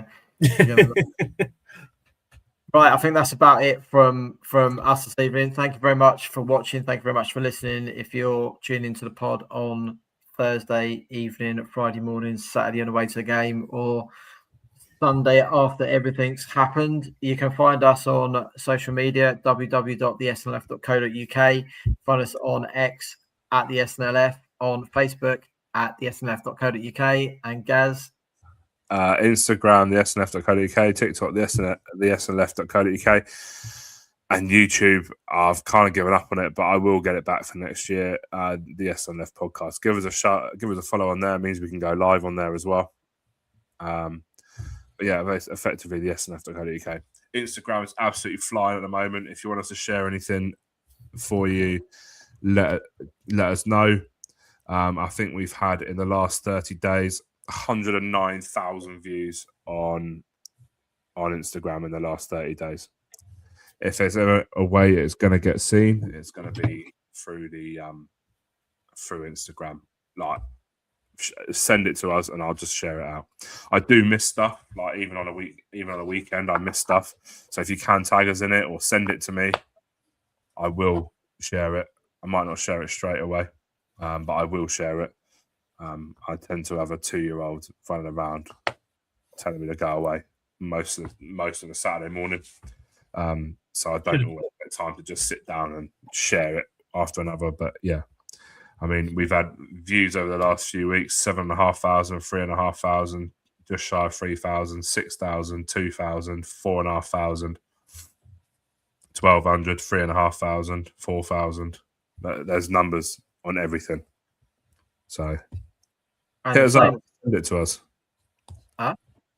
Hit it up and send it to us. I want to get to 1,500 by next week, by the IUR final. We're on 1,427. You best get cracking, then, yeah. Yeah, I'm only about 300 away from you on Twitter. We're 111 away from 2,000, I think, at the moment as well. But I haven't gone on a following spree in a while as well. And exactly the same on X as it is on Instagram. If you want us to see it, tag us. Some clubs are very good at it. If you want us to get your bits and pieces out, doesn't matter what it is, anything concerning your club, we're sitting on 2.5 million views for the year. So, you know, we do reach a good amount of few thousand people a week, which spreads your word around Sussex, which is what we're all about and what we're here for. But if you don't tag us and we don't see it, it gets lost in the ether, and that's what we're trying to avoid. So just drop us at the SNLF in everything you do and get into a habit of doing it. As Chris mentioned, next Wednesday we won't be recording because we will be at the Sussex RUR Cup final at Lancing. So next week we'll be on Tuesday evening at 8 p.m. as there's very few midweek games next week with the last weekend of the season coming up. We'll be here on Tuesday. So enjoy the next 7 days of Sussex football. It's the penultimate weekend of the season. We're nearly done. There ain't much more to watch. So get out there and see a game. Yeah. Agree. Bye. Great, isn't he? Right, we'll catch you all next Tuesday. Cheers, everyone.